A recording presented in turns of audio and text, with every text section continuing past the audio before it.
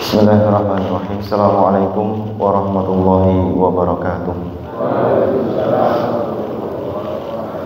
Alhamdulillahirabbil alamin wa bihi nasta'inu ala umuri dunya wad din. Wa sallallahu ala sayyidina Muhammadin wa ala alihi wa ashabihi wa man tabi'ahu bi ihsan ila yaumiddin. Allahumma la sahla illa ma ja'altahu sahla wa anta taj'alul hazna idza syi'ta sahla. Allahumma 'allimna ma yanfa'una wanfa'na bima 'allamtana wa zidna 'ilma. Alhamdulillah, bapak-bapak, ibu-ibu dan semua para jamaah yang berbahagia yang semoga dirahmati Allah Subhanahu wa taala. Pada kesempatan hari ini kita sudah memasuki atau menginjak pada 10 hari pertama di bulan Dzulhijjah. Alhamdulillah. Ini berarti menandakan sebentar lagi kita badhe melaksanakan napa Pak? Ya, inna a'tainakal kautsar fasholli li rabbika wanhar. Kita akan melaksanakan satu amal ibadah ingkang paling mulia, paling tinggi di sisi Allah Subhanahu wa taala menika ketika dilanjutkan dengan yang terakhir ini kita bahas. Inna a'tainakal kautsar. Rasul Nabi kita, Sayyid kita, Imam kita Muhammad menika mendapatkan hadiah dari Allah Subhanahu wa taala. Akan tapi ya setiap rasul itu memiliki menika telaga. Telaganipun Nabi kita Muhammad sallallahu alaihi wasallam menika naminipun Al-Kautsar. Al-Kautsar menika sumber airipun berasal dari surganya Allah Subhanahu wa taala langsung. Sumber airnya dari sana. Wa man yashrab minhu wa lam yadma' abadan. Barang siapa engkang minum dari air tersebut maka tidak akan pernah haus selama-lamanya. Menika janjinipun Nabi kita Muhammad Sayyid sallallahu alaihi wasallam, Sayyiduna Muhammadin sallallahu alaihi wasallam. Maka ketika umatnya menika dapat kesempatan minum, berarti termasuk umat pilihan. Semoga Allah Subhanahu wa taala milih kula lan panjenengan sami menjadi umat terbaiknya. Allahumma amin. Bapak Ibu yang semoga dirahmati Allah Subhanahu wa taala. Kemudian dilanjutkan dengan ayat yang kedua, fasholli li rabbika wanhar. Fasholli menika perintah Allah Subhanahu wa taala, terkhusus, perintah khusus kepada siapa menika? Kepada kaum muslimin. Ya, apakah sholat wajib? Mboten Bapak Ibu. Para mufassir menjelaskan fasholli menika sholat Idul Adha.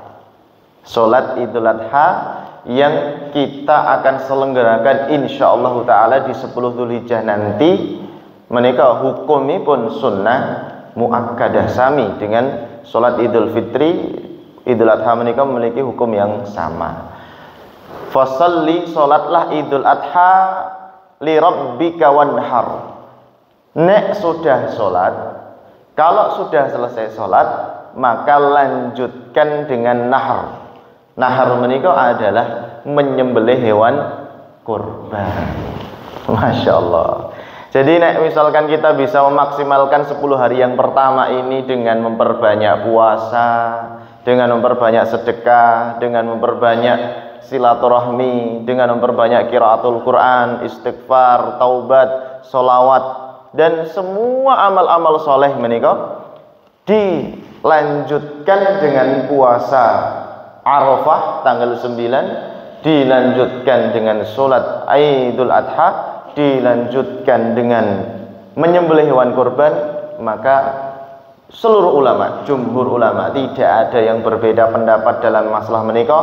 Afdhalul maqama mahmuda, memiliki kedudukan ingkang paling mulia, paling agung, paling leres, cedhak dumateng sinten Pak? Allah Subhanahu wa taala. Tidak ada tandingannya kalau kita diberikan izin oleh Allah Subhanahu wa taala. Nah, pada kesempatan pagi hari ini insyaallah kita akan membacakan, ini hanya membaca saja sebenarnya, tapi ada juga fatwa dari Majelis Ulama Indonesia tahun 2022 Kita diberikan amanah untuk menyebarluaskan atau untuk membagikan atau sharing ilmu dari Komisi Fatwa terkait dengan pelaksanaan penyelenggaraan ibadah udhiyah menika supados kaum muslimin semakin hari semakin pinter, semakin maju, semakin berkembang, semakin memiliki wawasan-wawasan yang baik. Udhiyah menika adalah sunnah Nabi Shallallahu Alaihi Wasallam dan hukumipun sunnah muakkadah, Bapak Ibu. Sunnah muakkadah menika sunnah yang ditekankan. Akan tetapi sebagian ulama, termasuk di sini ulama Syafi'iyah menika menekankan sunnah yang ditekankan itu terbagi menjadi dua klase atau dua fase. Ingkang pertama adalah ketika orang itu sendirian menika dereng menikah. Jomblo, Pak. Lek putra berarti jomblo, lek putri berarti jomblowati nggih. Nek jomblo menika sunnah muakkadah menawi sunnah yang ditekankan itu jatuh pada dirinya sendiri. Dados ditekankan untuk dirinya sendiri, tidak bisa memiliki konsekuensi atau relasi kepada yang lain. Kecuali kalau ketika dia menyembelih diniatkan untuk dirinya, untuk keluarganya, ke orang tuanya atau kakaknya, adiknya, itu baru bisa. Naminipun kirim pahala. Nanti kalau sudah terakhir kita akan bahas, ada formulirnya. Kemudian yang kedua ditarik dari segi sunnah kifaiyah. Sunnah kifaiyah menika adalah jika salah satu dari keluarga menika sudah menyembelih, misalkan bapak sebagai kepala keluarga atau kakung atau siapa saja sampun menyembelih, maka satu keluarga itu sudah gugur kesunahannya. Maksudnya pun satu keluarga menika sudah terwakili secara hukum fikih atau supados syariat atau secara syariat.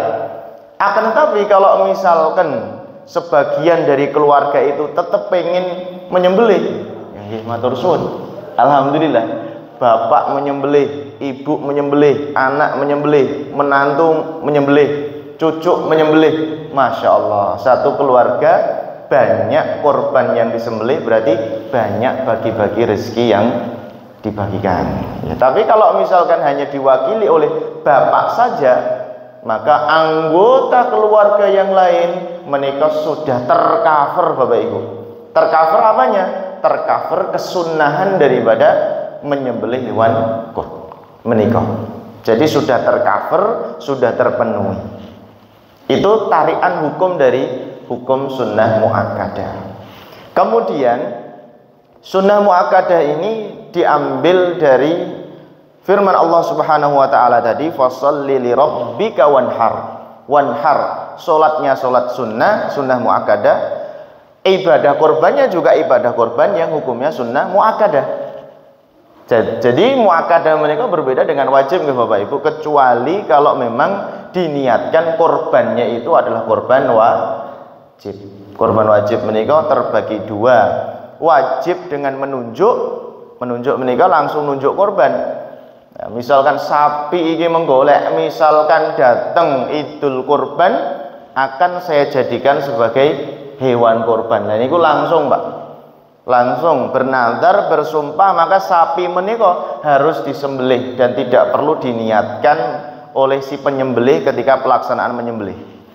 Atau yang kedua, nanti nek misalkan lulus ujian atau misalkan dapat rezeki hasil jualan tanah, hasil jualan emas, hasil jualan perak, atau sehat waras bugar dari semua penyakit, aku tek duwe sapi, ya, aku tek duwe kambing, ya kambingku tek ya lemu ginuk-ginuk, umurnya juga sudah cocok, sudah poel. Nah, ini namanya juga sama, nazar juga.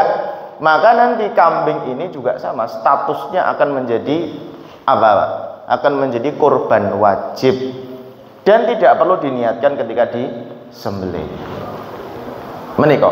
Jadi statusipun menika ketika kita sudah mengetahui bahwasannya hukum daripada kurban menika sunnah muakkadah, sunnah yang ditekankan. Monggo Bapak Ibu, kalau kita memiliki kelonggaran rezeki ini pun atau memiliki kesempatan patungan, kita sareng-sareng, kita bersama-sama untuk menunaikan ibadah menika supados dados napa kendaraan yaumal qiyamah. Saestu menika kendaraan ingkang paling sae nggih ibadah kurban menika. Sapine panjenengan, kerbone panjenengan, dombane panjenengan, kalih kambing kacange panjenengan. Mboten rugi saestu. Kemudian berikutnya yundabu liman aradaha ay alla yahliqa sya'rahu. Nah, ini berikutnya bagi siapa Bapak Ibu, meskipun ada perselisihan di antara para ulama, kita jauhkan perselisihannya dulu, tapi kita yang mudah dulu kita amalkan, yang sudah gampang dilaksanakan di masyarakat. Jadi siapa saja yang meniatkan badhe kurban, insya Allah Ustaz sudah niat saya, bismillah kok, memang sudah nabung juga, maka bagi mudhohi menika orang yang berkorban ini disunnahkan untuk tidak memotong Bapak Ibu. Ya, liman aradaha, barang siapa yang menginginkan udhiyah menika disunnahkan untuk tidak memotong napa Pak? Rambut dan kuku. Rambut pundi? Nggih, pundi mawon sing tumbuh rambut pokoknya. Tidak boleh dipotong. Kalian kuku juga sama, tapi status hukumipun sunnah nggih Bapak Ibu. Supados kurban menika jadi sempurna. Makanya kalau kita melaksanakan ibadah itu, kalau tahu kesempurnaannya, kenapa kok dikurangi kesempurnaannya? Jadi kalau tahu itu hukumnya sempurna, nggih monggo kita sempurnakan supaya betul-betul menjadi kendaraan yang prima nanti di yaumul qiyamah. Wala yuqallimu dhufurahu fi ashri dzulhijjati hatta yudhhiya. Kalau mazhab Syafi'i itu mengambil kesimpulan yang dipotong, kemudian yang dirawat, yang dijaga itu adalah si mudhohi, orang yang berkorban, bukan kambingnya, bukan sapinya. Soalnya ada pendapat lain yang dibiarkan panjang rambut dan kukunya itu kambing atau sapinya. Padahal kalau kita ketahui kambing sama sapi itu jarang potong kuku, Pak. Jarang potong kuku, tapi begitu mau korban kok potong kuku segala macam. Keramas pun nggih jarang, kecuali kalau kambing nggih napa pentas seni ini kok namanya napa? Kambing kontestan nggih lah, kecuali kalau itu. Nah, jadi yang dimaksud di sini adalah di dalam pendapat yang menjadi rujukan dari atau menjadi kesimpulan dari Imam Syafi'i adalah orang yang melaksanakan kurban. Lah itu di masyarakat melaksanakannya seperti itu.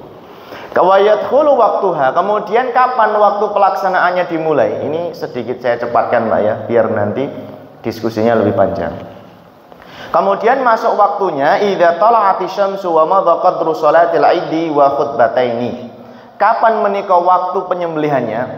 Waktu penyembelihan ibadah kurban menika tidak sembarangan Bapak Ibu, tapi ada waktu khusus yang kalau sebelum maupun sesudah pelaksanaannya maka tidak sah menika, tidak sah menjadi ibadah korban, tapi sah menjadi napa? Sedekah. Nggih, tapi mboten napa-napa sih sedekah tasih ageng, tasih langkung, tapi sedekah kan beda. Maksudipun nek sedekah dengan udhiyah menika kedudukan di sisi Allah benten. Kalau udhiyah berarti waktunya terbatas, kalau sedekah waktunya sepanjang masa, kan ngoten bedanya. Jadi kapan waktu boleh menyembelih? Menika idza tala'ati syamsu, jika matahari telah terbit, wa madha itu telah berlalu, qadru sholati idil wal khutbataini. Berarti matahari sudah terbit, sudah selesai pelaksanaan 2 rakaat sholat Idul Adha plus 2 khutbah. Nah, berarti kira-kira nggih jam 7 lah, nggih Pak nggih. Jam pinten? Jam 7 napa setengah 8 niki? Nggih sekitar itu. Itu baru boleh disembelih. Kalau sebelum itu ya wis ora sabar iki, Pak. Ba'da subuh masih takbiran di masjid disembelih. Maka ini panitia salah kaprah nih, mboten angsal. Loh kenapa Pak kok disembelih? nanti buat masak-masak Ustaz. Waduh, ini nanti kita bahas sendiri Pak, hukum masak-masak dengan hewan kurban niku boleh napa tidak niku insyaallah kita bahas. Jadi mboten angsal nggih. Ini untuk tanggal 10-nya loh ya. Tapi kalau tanggal 11, tanggal 12, tanggal 13, lah ini disembelih dari ba'da subuh monggo angsal. Tapi kalau tanggal 10 tidak boleh. Bahkan kalau misalkan nyembelih itu di malam hari Bapak, nyembelihnya di malam hari, tek ngiram loh, bengi-bengi keritian nyembelih ya. Ini hukumnya makruh Pak, dibenci. Kenapa dibenci? Karena tidak bisa secara sempurna melihat, kecuali kalau kemakruhannya dihilangkan. Supados napa? Penerangan yang baik, terpaksa karena sudah di akhir waktunya, atau memang membutuhkan segera untuk disembelih karena hewan tersebut misalkan kurang begitu baik, lah itu malam hari baru disembelih. Tapi kalau normal-normal saja, tidak ada masalah, manakah hewan korban, maka disembelihnya di pagi hari, di tanggal 10, 11, 12 lan 13. Terus misalkan lebih dari itu nopo angsal, lebih dari tanggal 13, misalkan kejadiannya makaten. Nggih, misalkan dusun pundi Pak sing paling banyak dapat korban biasanya? Masya Allah. Dusun Aroyan apa dusun dusun Gunung Cilik? Ya, biasanya kalau misalkan mendapatkan korban ya, 50 ekor sapi. Masya Allah. Lah yang nyembelih itu hanya 5 orang Pak. 50 ekor sapi yang nyembelih 5 orang. Ini kalau tenaga ahli ya tidak masalah, tinggal set rambung. Nah, tapi kalau tenaga setengah ahli, apalagi seperempat ahli, nah itu Masya Allah Pak, sapi satu aja butuh 1 RT untuk menjatuhkannya. Lah ora rampung Pak menika, tidak selesai di tanggal 13. Lah pripun Ustaz? Jenengan lihat menika tasik 25 ekor sapi Pak. Lemosin sedaya. Lemosin 25 ekor sapi tidak selesai disembelih tanggal 13. Lah itu boleh disembelih tanggal 14 dan seterusnya, statusipun kodok Pak. Mengkodok. Tapi dengan syarat panitia sudah sangat kewalahan. Wis kentekan tenaga, kentekan doyo, kentekan nyawa Bang. Panitianya wis enggak sanggup lagi ini. Ya Allah Ustaz, ya, atau gimana dibagi ke tempat yang lain ya monggo. Nanti ada pembahasannya. Jadi makaten nggih, tempat penyembelihan dan waktu penyembelihan tidak boleh kurang dari tanggal 10 atau melebihi tanggal 10 kecuali ada kemaslahatan tadi. Wa yakhruju bi khuruji ayyamit tasyrik wa hiya thalathatu ba'dal id, dan selesainya atau keluarnya daripada masa penyembelihan itu adalah keluarnya hari tasyrik. Jadi hari selama hari tasyrik Pak, Masya Allah ya, dari tanggal 10 masuk berarti tanggal 9 malam kita menika disunahkan nggih takbir toh Pak. Takbir ya, takbir mursal. Mursal menika jalan terus, takbir terus. Setelah selesai sholat 5 waktu disunahkan imam mimpin takbir. Terus kemudian tanggal 11, 12, 13 kalau sudah selesai hari tasyrik menika, maka kesempatan untuk menyembelih juga sudah selesai. Kemudian berikutnya, apa hewan kurban yang diperbolehkan di dalam syariat yang sah untuk berkorban? Menika disebutkan singgungan ya menika di dalam Al-Qur'an min bahimatil an'am. Menika kata hayatipun termasuk di dalam surat Al-Hajj. Menika bisa dengan cek ayat 28 menyebutkan bahwasanya yang diperbolehkan dan sah untuk ibadah kurban menika hanya min bahimatil an'am. Menapa meniku bahimatul an'am? Binatang-binatang ternak. Binatang ternak di dalam bahasa fikih menika Bapak Ibu wonten kekhususan. Mboten ayam, mboten kelinci, mboten napa melih? Marmut. Niku nggih ternak lho Pak. Ternak ayam, ternak kelinci, ternak marmut, ternak napa meneh? Bebek.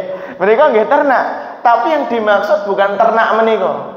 Secara fikih ternak itu adalah binatang yang dikeluarkan zakatnya jika sudah sampai nisab. Nisab menika batasan minimal nek mboten dikeluarkan zakatipun maka berdosa pemiliknya. Oke, berarti ada berapa Pak ini? Ada 3 golongan. Ingkang pertama nggih menika unta. Unta menika nek bahasa Jawa no Pak. Unta. Nek bahasa Indonesia unta, bahasa Jawa unta. Sami mawon. Nggih. Ingkang nomor kalih nggih menika ada sapi, Pak. Sapi itu bisa untuk laki-laki, kok laki-laki, Pak? Jaler. Yang jaler namanya sapi, kalau perempuan betina namanya bakoro. Menika nggih saged dikiaskan menjadi kerbau. Kerbau nggih saged. Di Indonesia ini termasuk ada pertumbuhan kerbau, tapi nek di Arab mboten wonten Pak kerbau. Nek wonten kerbau teng Arab menika kerbau jalan-jalan.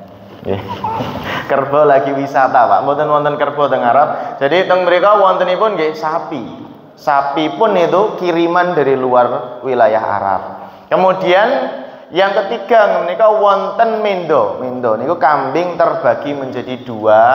Menika kambing coklat, kambing kacang, atau kambing tritipan gunung niku lho Pak. Sing kerjaane wonten gunung-gunung yang tidak bisa jatuh itu lho Pak.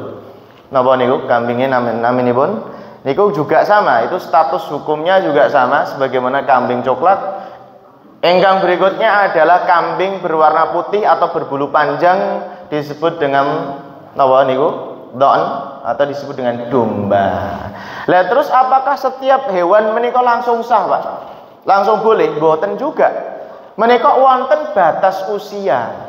Kenapa sih batas usia menika disebutkan oleh baginda Nabi kita Muhammad sallallahu alaihi wasallam, la tadbahu illa musinnatan. Janganlah kalian menyembelih hewan kurban kecuali kalau usianya sudah cukup, usianya sudah terpenuhi. Kenapa? Karena kalau hewan kurban menika disembelih sebelum usianya cukup, atau bahasa kita namanipun apa?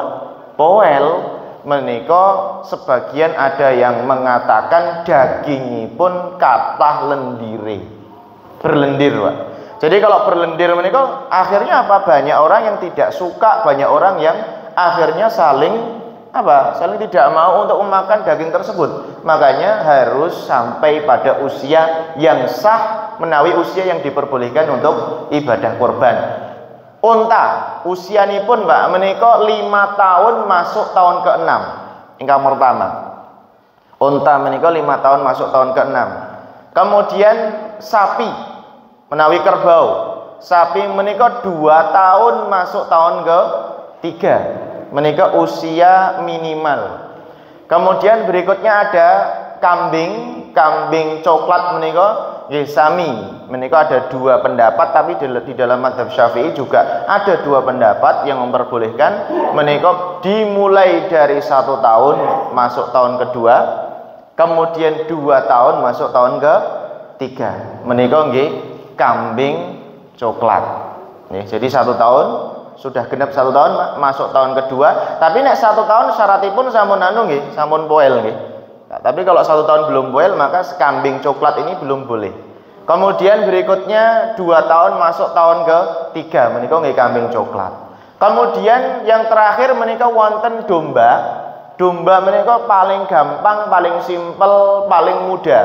Kenapa Bapak Ibu? Karena domba menika usia 6 bulan menika ada yang berpendapat sudah sah. Menika dengan syarat sudah poel. 6 bulan masuk bulan ke-7 atau seterusnya, atau 1 tahun masuk tahun ke-2. Menika kangge domba. Lah terus kalau misalkan kurang dari itu bagaimana Ustaz? Kalau kurang dari itu Bapak Ibu, maka statusnya sedekah.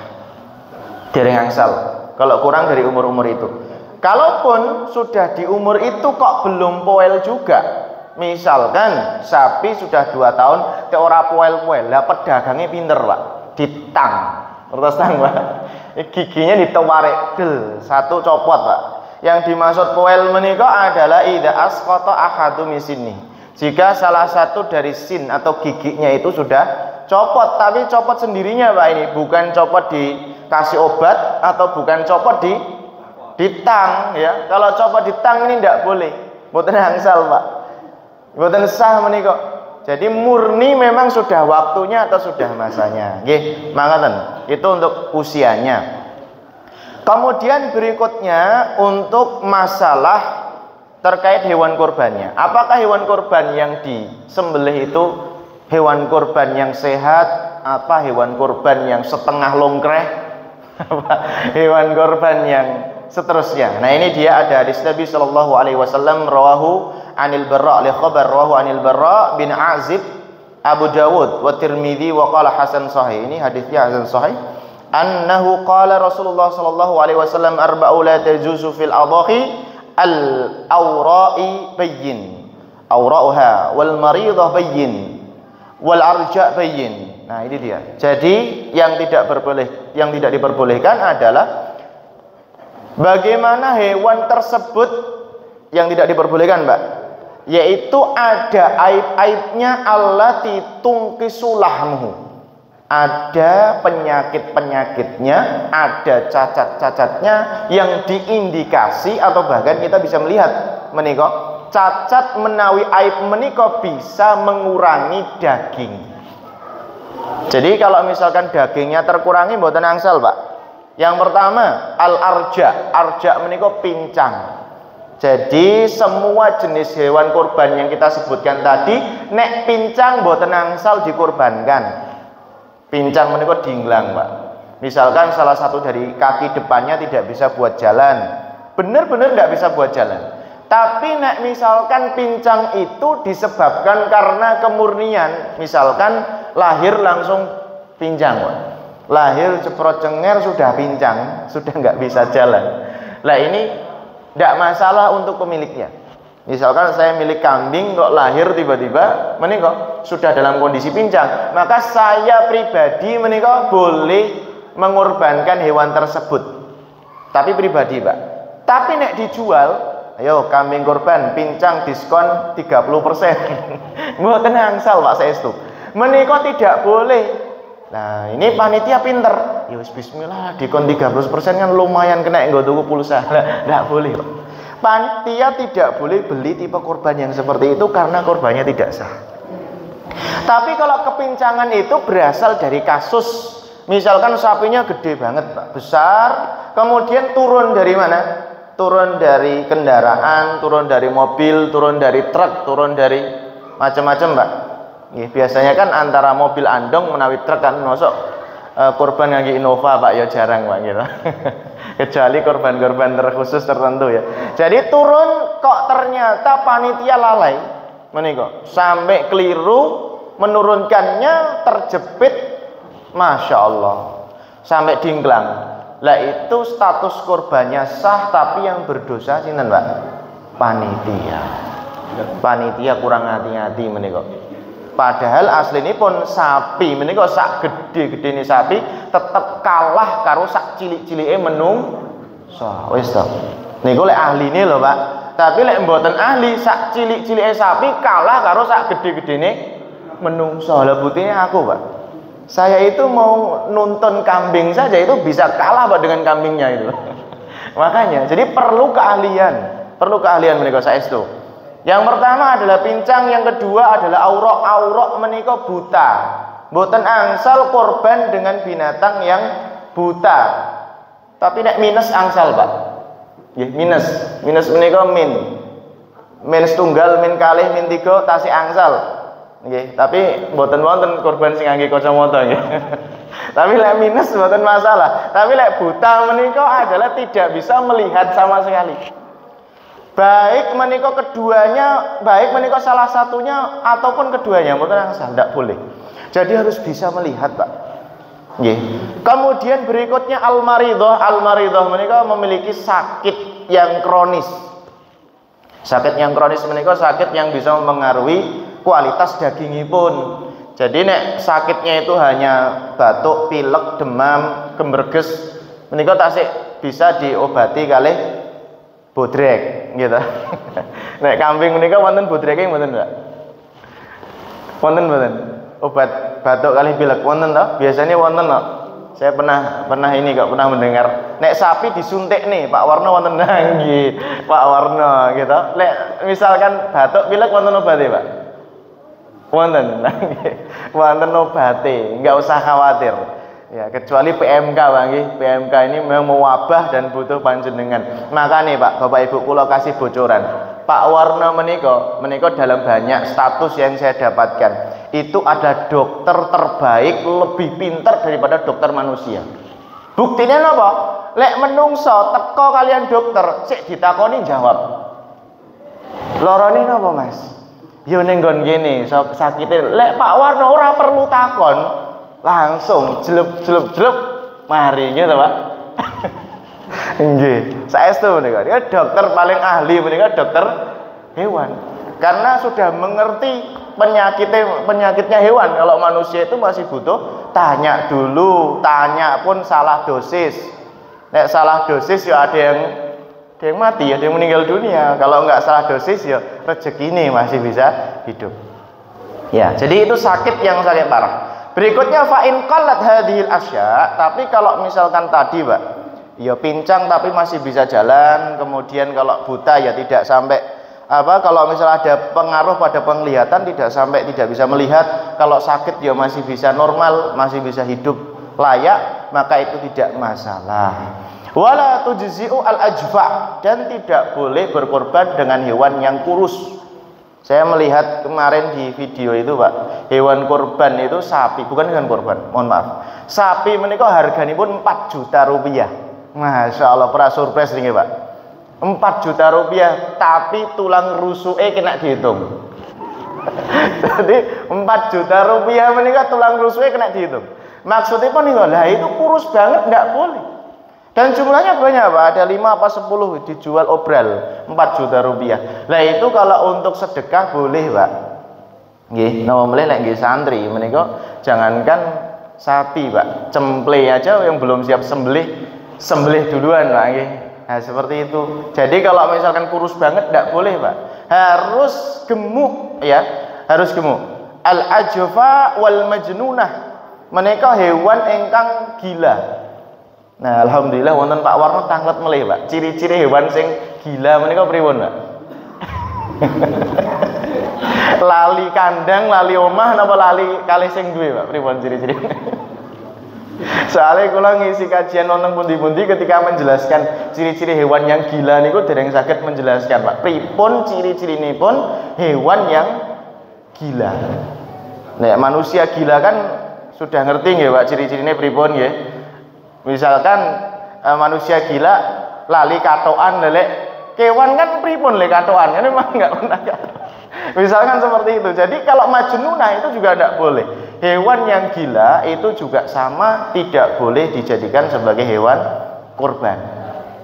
Berikutnya niku jenis penyakit kulit namanipun jarbak. Jarbak menika kudisen. Iya nggih, gudik, Pak. Gudik sampai kutuwen, apalagi sampai keluar menika napa? Penyakit-penyakitnya. Nah, itu mboten angsal karena itu bisa mempengaruhi kualitas daging, bisa mempengaruhi rasa daging menika mboten angsal.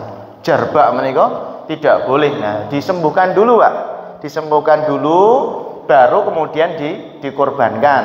Kalau sudah sembuh baru boleh. Berikutnya wallati kutiya ba'dhu udhuniha wa ubin. Berikutnya adalah masalah kuping.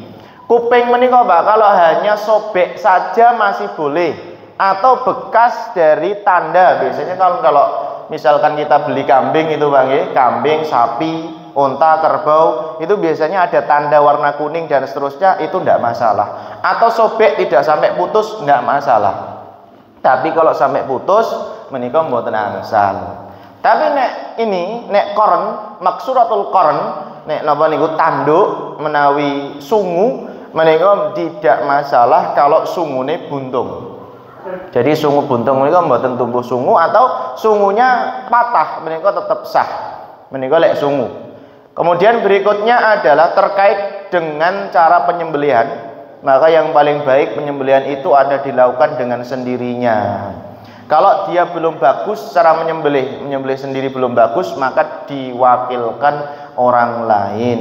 Menika donganipun kathah bismillahi Allahu akbar, Allahumma taqabbal minni, Allahumma taqabbal min fulan bin fulan bin fulan bin fulan. Atau kalau Rasulullah berdoa bismillahi Allahu akbar, Allahumma taqabbal min Muhammad wa ummati Muhammad wa ali Muhammad wa ummati Muhammad. Menika kathah sangat doa-doanipun ingkang waridah ingkang bersumber saged dipraktekkan pundi mawon.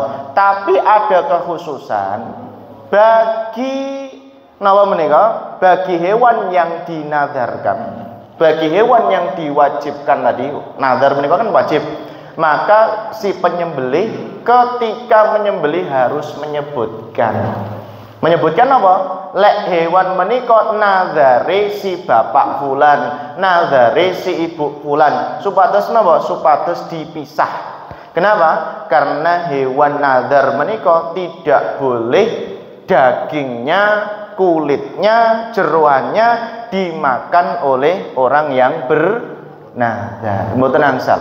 Jadi semua harus dibagikan 100%, tidak boleh 1 sendok pun dibawa pulang dari dagingnya maupun kulitnya dan semua yang ada pada hewan tersebut. Harus dibagikan Pak, semuanya, tidak boleh dibawa pulang. Nah, kemudian bagaimana dengan masalah menika, masalah pembagian daging? Lah pembagian daging menika terbagi 3. Ini yang umum dulu Pak, nanti khususnya kalau panjenengan ada pertanyaan atau masih ada yang bingung. Jadi kalau sudah disembelih Bapak Ibu, maka daging kurban ini adalah sudah ada kepemilikannya. Mohon maaf. Jadi nek sudah tadi bismillahi Allahumma taqabbal minni udhiyati lillahi azza wajal, disembelih bismillah, maka itu daging kurban tersebut Pak sudah ada pemiliknya. Yang pertama, jika yang menyembelih adalah dia sendiri, tidak mewakilkan panitia. Nanti ada checklistnya di sini Pak, nanti saya bacakan. Nah, jadi seperti ini akad-akadnya. Kalau misalkan yang menyembelih itu dia sendiri, tidak dititipkan masjid, tidak dititipkan panitia, tidak dititipkan yayasan, maka boleh. Kenapa? Karena disunnahkan saja, statusnya sunnah. Sunnah dibagikan yang sepertiga disedekahkan, atau sunnah dibagikan yang sepertiga untuk dihadiahkan. Menika. Tapi kalau nyembelih sendiri, dimakan sendiri, boleh mboten Pak kira-kira? Boleh mawon, tak sembelih neng buritan Pak. Ya, saya sembelih di kebun saya sendiri, dimakan sendiri. Nah, itu boleh, tidak masalah Pak. Tapi itu kok kayaknya berbeda dengan adat Jawa. Kalau di Jawa itu kalau nyembelih kurban ya biasanya titip teng masjid. Mosok ya sak kambing tak entekne dhewe freezer ramuat ya, enggak mungkin lah. Kalau di Arab menika di Yaman memang saestu seperti itu. Jadi kalau nyembelih hewan kurban itu ya dimakan untuk dia sendiri Pak, dia, keluarganya, semuanya. Jadi kita itu kadang kalau jadi santri di sana itu suruh bantu saja, suruh bantu ya, kemudian setelah kita bantu dikasih makan siang, setelah itu suruh pulang, dagingnya nggak dikasih pulang. Tapi kalau di Indonesia ini luar biasa. Makanya ketika kita di sana itu dipuji-puji sama orang Arab, kok bisa kalian karim itu pemurah.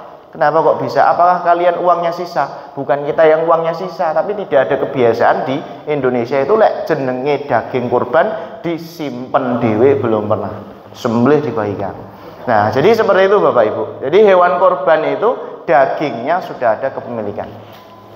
Kemudian masuk sedikit masalah. Lah terus pripun ketika terjadi masak-masak, Pak? Nggih, saya di sini memang ada masak-masaknya. Atau di tempat lain ada masak-masaknya. Padahal status daging menika sudah ada pemiliknya. Maka untuk menghalalkan supaya daging yang dimasak menika sah, kita harus izin terlebih dahulu kepada siapa? Kepada mudhohinya, kepada orang yang berkorban.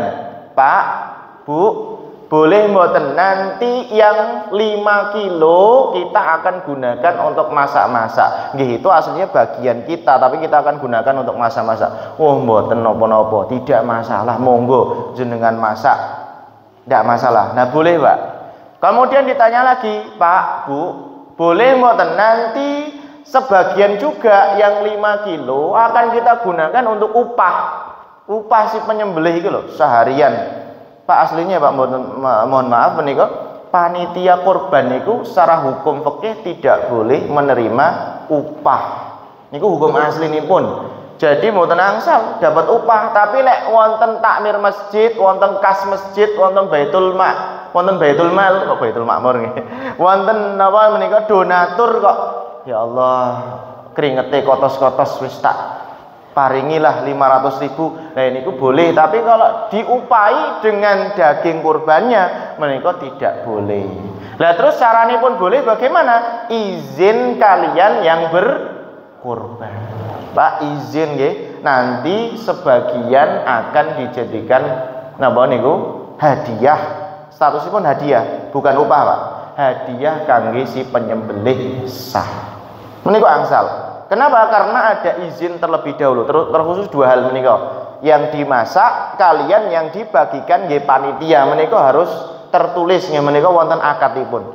Jadi mboten angsal terus hewan kurban menika siapapun yang ikut nyecah-nyecah langsung gua mulih. Ikut napa niku? Istilahnya bagi-bagi daging namanya Pak, ngirisi ya. Bagi-bagi daging langsung bawa pulang ndak boleh. Harus dibagi dulu. Semua sudah kebagian, lah nanti dapat hadiah napa mboten. Nek dapat hadiah nggih monggo. Menika halal karena pemilik udhiyah, pemilik hewan kurban sampun mensahkan kangge panjenengan yang di situ menjadi panitia. Kemudian Bapak Ibu, untuk si mudhahi ini aslinya kalau misalkan dia memang betul-betul ingin mendapatkan keutamaan yang paling agung, paling mulia, maka sebenarnya dia hanya tabarukan bilahmihi, hanya tabarukan dengan satu cuwil daripada napa Pak? Dagingnya. Wis aku tak mangan sak cuwil bae, ora usah dikasih sepertiga, ora usah dikasih sampil, nggak usah dikasih jeroan, pokoknya tak ngincipi sak cuwil. Lah itu paling bagus. Atau wis ora usah dikekne aku. Wis sana makan semua. Lah itu lebih bagus lagi. Nah, tapi kalau misalkan nyembelih, ya aku setengah lah. Ya setengah. Lele setengah itu ya nggak usah dititipkan panitia, Pak. Meskipun mazhab Syafi'i ada dua pendapat. Qaul qadimnya Imam Syafi'i itu memang 50%. Pendapat lamanya Imam Syafi'i, karena Imam Syafi'i pernah memiliki dua pendapat. Pendapat lama itu 50%. Jadi kalau dititipkan panitia nanti 50% untuk sahib korban, untuk si pengkorban, kemudian 50% dibagikan, disunahkan dibagi. Tapi ternyata pendapat itu direvisi kalian Imam Syafi'i yang disebut dengan kaul jadid, perkataan terbaru dari Imam Syafi'i atau ijtihadnya Imam Syafi'i menika sepertiga mawon. Itu sunnah hukumnya, Pak. Jadi sunnah ketika kambing dititipkan panitia. Jadi mangkaten, kalau disembelih sendiri, dia yang menyembelih, dia yang rukun, dia yang kerja keras, dia yang berusaha sendiri, maka menika hewan kurban menika nggih monggo mawon untuk dirinya sendiri maupun dibagikan. Tapi nek status kurban menika sudah diwakilkan wonten masjid, wonten pondok, wonten yayasan, wonten panitia dusun apa dukuh menika, maka gantian si panitia yang wajib untuk membagikan. Si pemilik tidak boleh terlalu cawe-cawe. Menika hanya tadi minta jatahnya sedikit untuk tabarukan, atau kalau misalkan dia minta bagian yang diminta ini adalah bagian yang juga ditasarufkan atau dibagikan.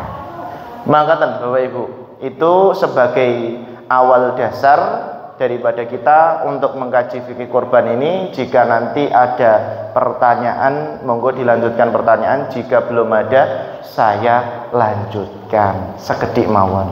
Monggo.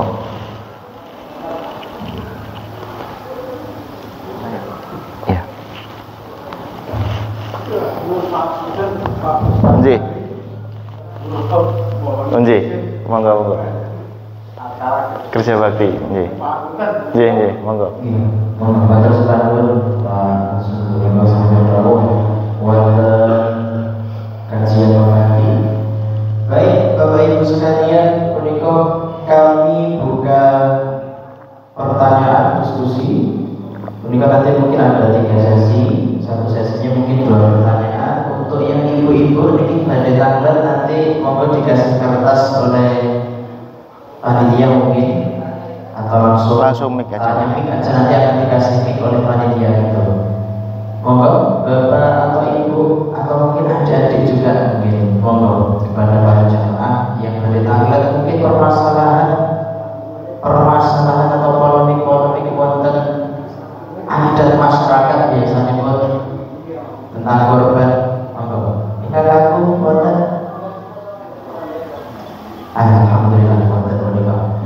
Monggo. Pak Kris. Ini kan mungkin di lingkungan kita terjadi itu yang afdol yang mana apabila suatu keluarga berkorban itu diatasnamakan kepala keluarga atau gantian. Umpamanya tahun ini bapaknya, tahun besok ibunya, tahun besok anaknya. Nah itu yang lebih afdol yang mana? Itu apa kepala keluarga atau digilir namanya? Terima kasih. Tambah satu lagi. Baik, itu untuk pertanyaan pertama yang lebih afdol yang mana dalam beberapa gantian dan sebagainya. Oke, yang kedua mungkin biar dua sekalian mendengar jalan oke. Ibu-ibu mungkin monggo umahan wonten. Oke, Bapak. Waalaikumsalam. Saya mau tanya hukum arisan kurban. Oh, nggih. Gimana? Nggih. Jadi ketika kita nabung untuk kurban itu hukumnya gimana? Baik, alhamdulillah. Dua pertanyaan tadi. Yang pertama yang afdal yang mana? Terus yang kedua itu ada arisan korban itu juga bagaimana? Bismillahirrahmanirrahim. Nggih Pak Kris ya. Bismillah. Kangge afdholiyah terhadap korban menika tadi sudah kita bahas bahwasanya sunnah kifaiyah menika jika seorang bapak, seorang kepala keluarga itu sudah meniatkan untuk dirinya dan keluarganya, maka satu keluarga itu sudah mendapatkan keberkahannya. Sak keluarga kepukul rata. Menika nek bapak meniatkan bismillah Allahumma taqabbal minni wa ahli. Nah, jadi untukku dan keluargaku. Jadi dirinya dan keluarganya angsal keberkahan. Tapi lek bapake rodok medit, Pak. Wis nggo aku sik, engko tak gilir. Ya tapi enggak medit sih wong digilir Pak nggih, Pak Kris digilir kan. Lah itu Masya Allah itu lebih utama kalau misalkan digilir. Besok pokoknya anakku, besok ibu, besok adiknya, besok kakaknya, lah itu lebih lagi. Maka kenapa seperti itu? Karena yang mendapatkan keutamaan itu yang mengalirkan darah, Pak Kris. Yang mengalirkan darah. Jadi siapa yang mengalirkan darah an-nahr, maka dialah yang mendapatkan keutamaan yang paling utama. Tapi ketika dia bagi-bagi, apakah pembagian ke yang lain itu mengurangi pahala dia? Mboten. Tidak mengurangi pahala si penyembelih tersebut. Itu ketika dari segi hukum. Tapi apakah dua-duanya boleh dilakukan? Boleh, Pak. Boleh digilir atau boleh bapak langsung meniatkan bismillahi Allahu Akbar Allahumma taqabbal minni wa ahli. Semoga binatang kurban ini diterima sebagai keberkahanku dan keluargaku. Maka saged. Nggih. Kemudian yang kedua adalah hukum arisan. Masya Allah, Pak. Menika statusipun mustahab. Mustahab menika dicintai. Kenapa? Mengambil dasar at-ta'awanu 'alal birri wa taqwa. Saling berbondong-bondonglah, saling membantulah, bergotong royong di dalam kesabaran, kebaikan dan ketakwaan. Tapi Pak, menika wonten syaratipun. Yang pertama, misalkan arisan menika 10 orang. Mohon maaf, arisan napa sapi misalkan nggih, Pak. Sapi 7 orang berarti. 7 orang niku maksimal. Kenapa? Karena sapi kalau sampai 8 orang maka jadi sedekah mboten angsal. Nggih, kalau kambing minimal 1 orang, nek setengah mboten angsal juga. Nggih, kambing minimal 1 orang. Jadi kalau misalkan sapi 7 orang, maka 7 orang ini yang pertama harus sepakat terkait visi misi. Visi misinya apa? Harus berhasil mengkorbankan ke-7 orangnya. Sepakat. Pokoknya tidak boleh nanti salah satu dari 7 orang ini ada yang tidak kurban. Itu yang pertama, harus sepakat semua. Yang kedua, tidak boleh salah satu dari 7 orang menikah keluar. Terus aku tak metu wae, bar oleh metu, Pak. Misalkan dapat giliran yang pertama, setelah dapat langsung keluar. Lah itu tidak boleh, Pak. Kenapa? Karena untuk giliran berikutnya kan akhirnya kurang iurannya. Padahal kalau 7 orang saja bisa jadi setiap orang dapat 3,2 juta atau 3,5 juta nggih, Pak. Berarti kan kurang itu. Yang pertama tadi visi misinya sama, yang kedua tidak boleh keluar dari keanggotaan sebelum semuanya mendapatkan jatahnya. Yang ketiga menika Pak, siap menanggung risiko jika di musim kurban berikutnya harga sapinya naik. Misalkan sepakat kita arisan iurannya kok 3,2 juta. Itu kan sekarang kan berapa? 1444 Hijriah nggih sekarang. Misalkan tahun 1445 Hijriah berarti tahun depan menika kok sapi malah naik 3,5 juta. Berarti 7 orang ini harus siap patungan untuk mengeluarkan kurban dari si fulan. Ngoten Pak? Harus siap. Kenapa? Karena kalau tidak siap, nah ini berarti visi misinya nggak tercapai. Kemudian berikutnya yang terakhir menika adalah semua panitia itu harus sepakat bahwasannya terjadinya napa giliran. Maka disebut dalam kitab-kitab fikih menika al-jum'ah al-masyhurah. Al-jum'ah al-masyhurah. Kenapa disebut Jum'ah Masyhurah? Kenapa? Karena mereka hanya menggunakan istilah saja, iuran setiap hari Jumat atau iuran 1 bulan Jumat sekali. Ngoten Pak, iuran niku arisan menika. Sampai akhirnya napa? Ketemu 1 tahun mutus kan ngoten.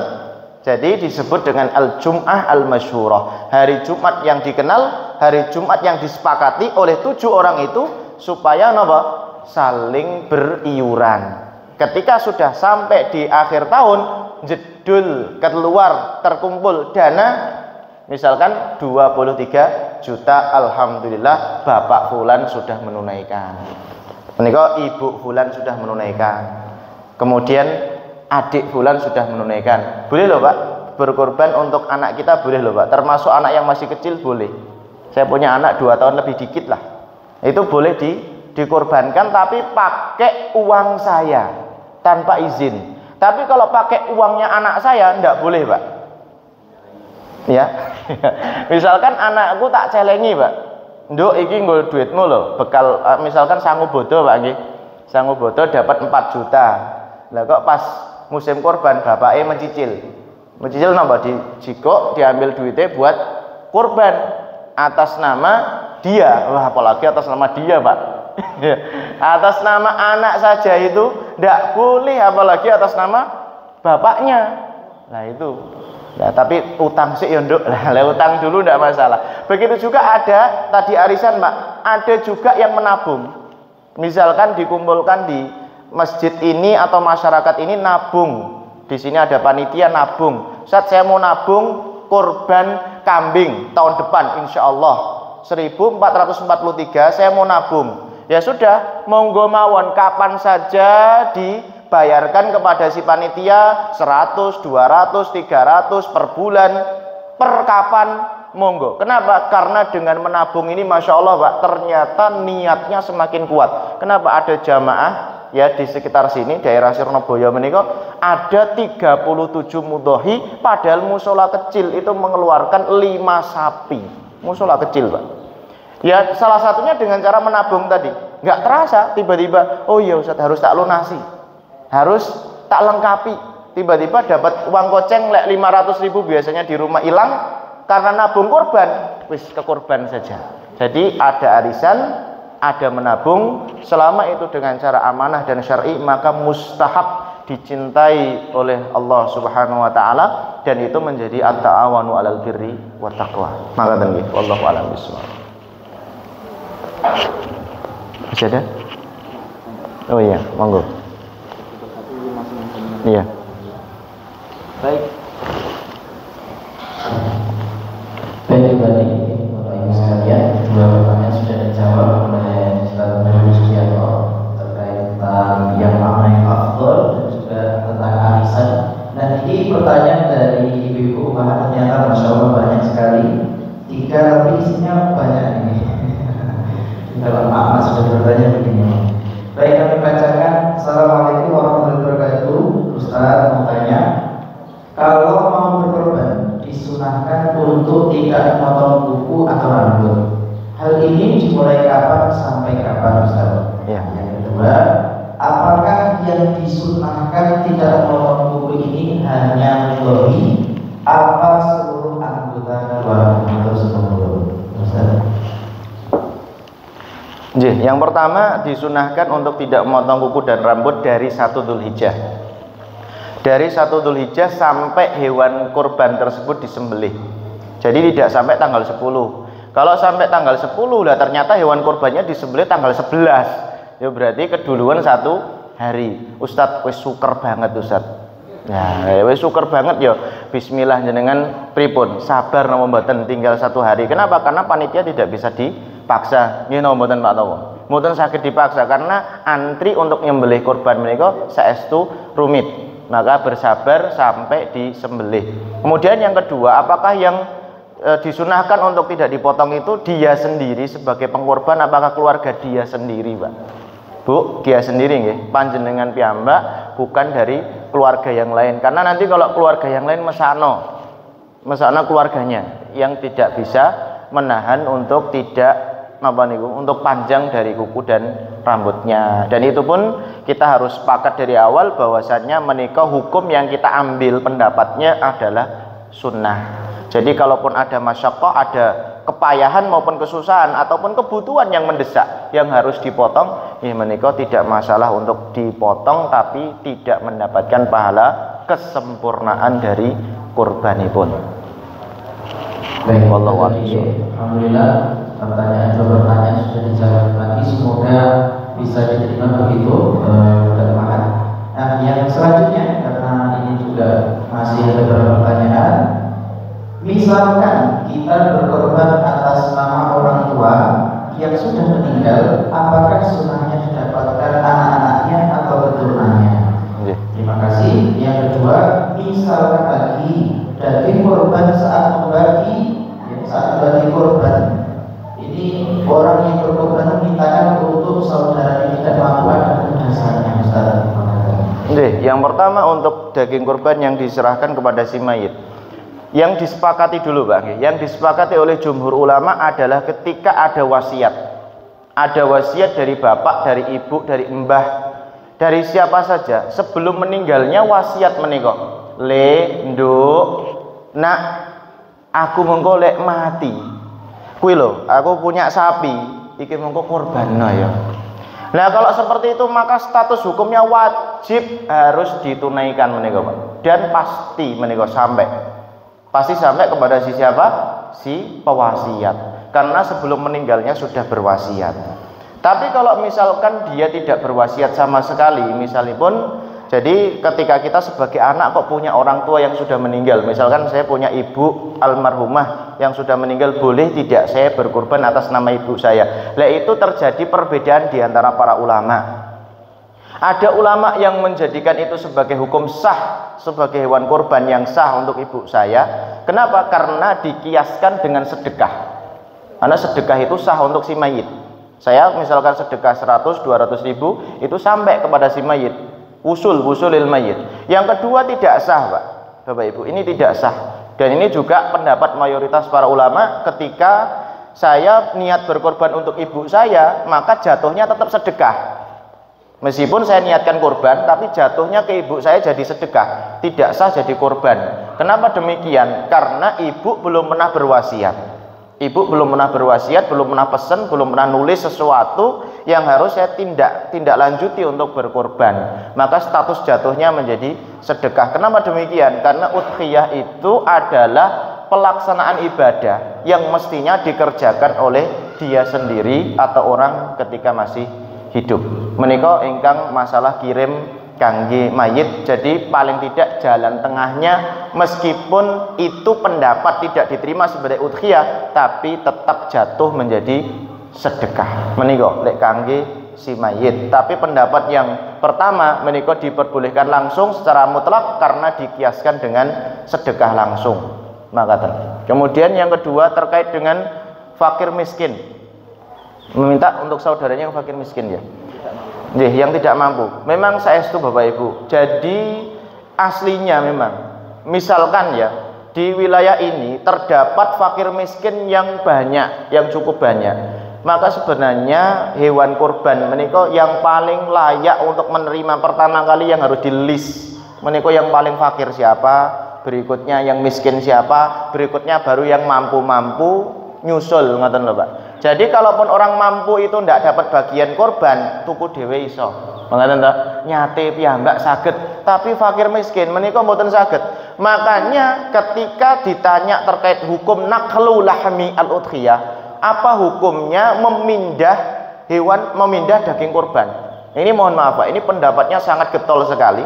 Kalau memindah hewan korban ini, hewan korbannya masih hidup, terus dipindah, tapi dengan syarat pemindahannya adalah masafatul qasr. Masafatul qasr itu jarak yang diperbolehkan untuk jamak dan qasar sholat. Berarti kira-kira yo sini sampai Magetan, atau kalau ke barat yo sini sampai Solo lah Pak. Itu baru yang disebut memindah. Kalau misalkan dia dalam kondisi masih hidup hewannya, dari sini dipindah ke sana, atau dari sini kirim uang ke sana, atau dari sana pindah ke sini, atau dari sana kirim uang ke sini, itu boleh. Tapi kalau sudah disembelih Pak, maka yang pertama diyakini hukumnya haram dulu, tidak boleh dipindah.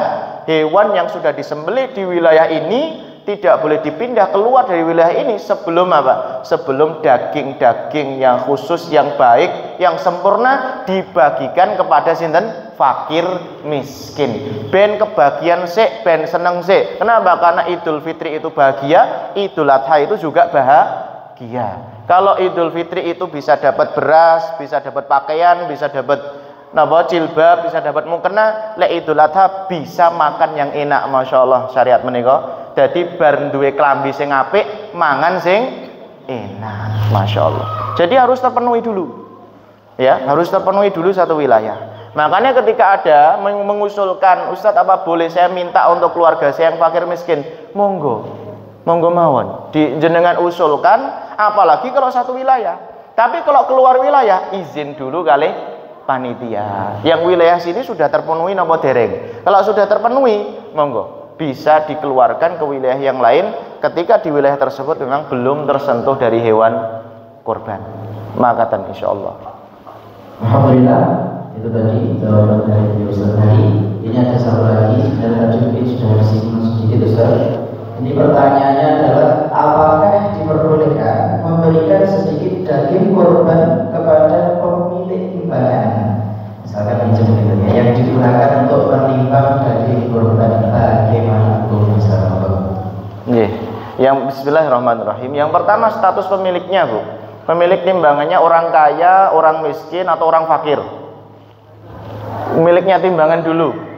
Kalau pemiliknya orang kaya, mungkin jadi hadiah. Kenapa? Kalau pemiliknya orang kaya jadi sedekah, itu biasanya nggak mau. Oh, saya itu wis sugih, ora usah kayak daging, malah digitu kan panitianya. Tapi ini hadiah ini Pak, ini hadiah, boleh napa mboten? Kalau hadiah dan dia sebagai orang kaya yang telah membantu kita, maka boleh hadiahkan. Enggak apa-apa. Biar tahun depan itu nggak pinjem lagi, wis nggo panitia timbang aku. Nah, gitu Bu. Jadi yang pertama niatnya mau pinjem, tahun depan malah dikasih timbangannya gitu. Ya, jadi kalau misalkan seperti itu tidak masalah Pak, hadiah, bagi-bagi dia. Tapi kalau pemilik timbangannya itu adalah warga kita sendiri yang statusnya itu adalah sama-sama seperti kita menikah kan, kok kita Pak, saya nggih. Saya menikah kan fakir, miskin Pak. Kalau fakir ya mesak nomen, miskin Pak. Miskin menikah nggih cukup tapi sik kurang. Pripun niku bahasane Pak? Ya cukup tapi sik kurang. Ora luweh pokoknya ngoten Mbak, pas-pasan. Ya piye? Jadi pas-pasan niku lek butuh enek. Lha piye neh bingung kan jadi. Jadi menikah angsal, langsung diberikan.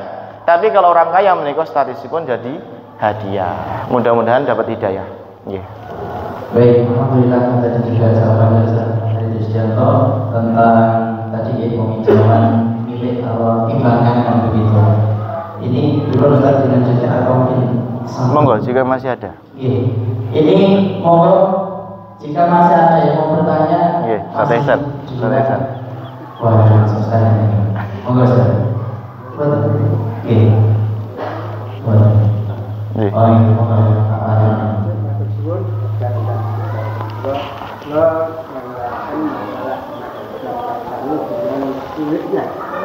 Kulitnya itu ada yang digunakan, katakan yang menjadi untuk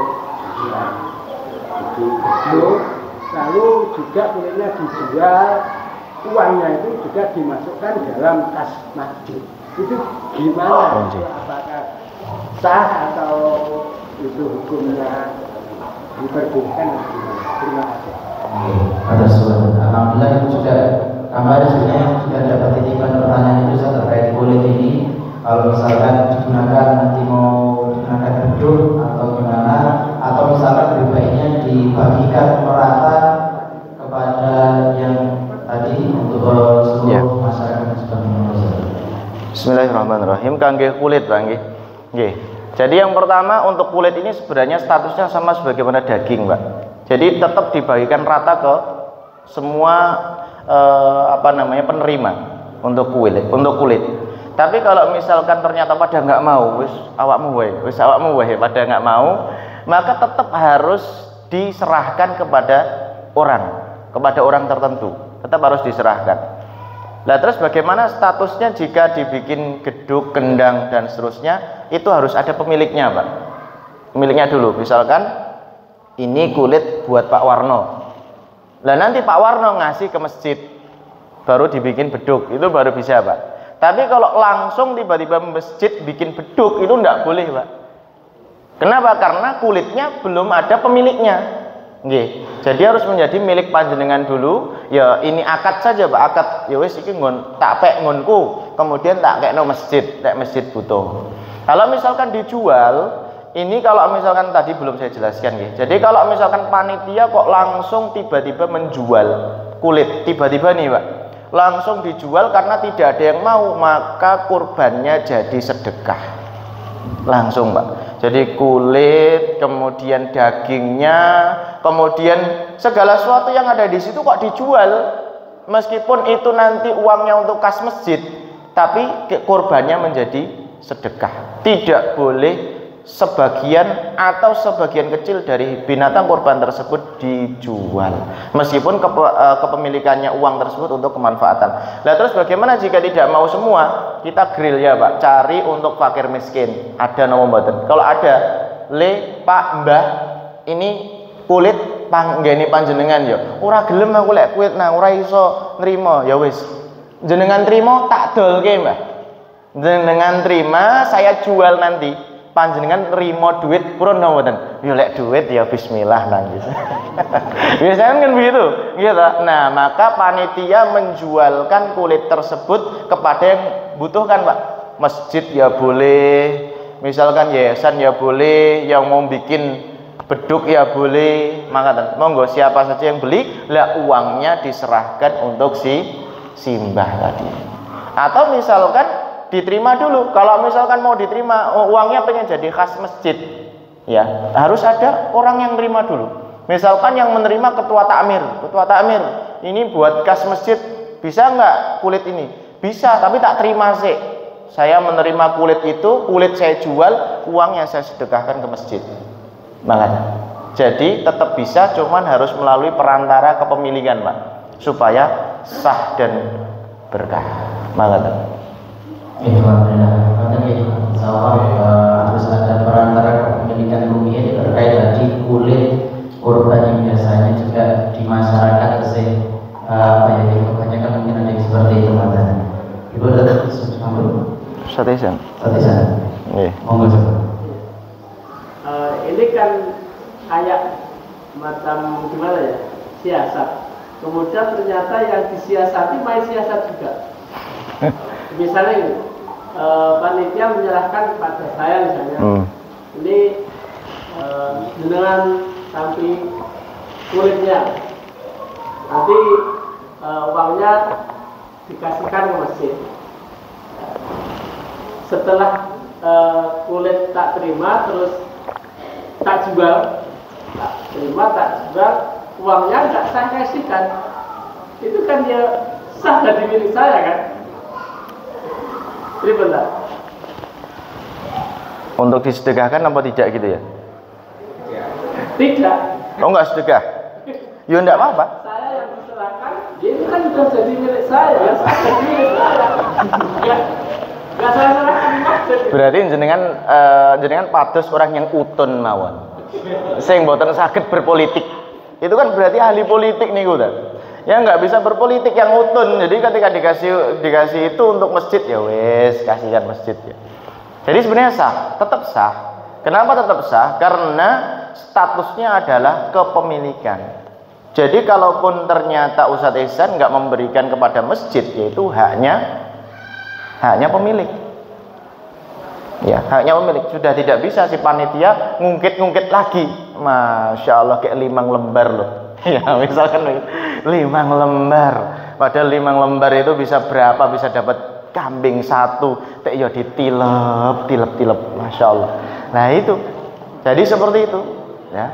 Terus boleh nggak kalau misal lanjutannya misalkan kulit tadi misalkan Mbak 5 ekor sapi kulitnya dikumpulkan sama si panitia dijual. Langsung dijual Pak buat beli kambing. Gimana nih? Jadi ada 5 ekor sapi disembelih, gitu, kulitnya dikumpulkan, dijual 5 lembar kulit itu. Setelah dijual, terus dibelikan kambing. Lah kan otomatis kalau misalkan mudohinya orang situ ya seneng, masya Allah nyembelih 5 bonus 1. Ya padahal Pak itu tidak sah semua.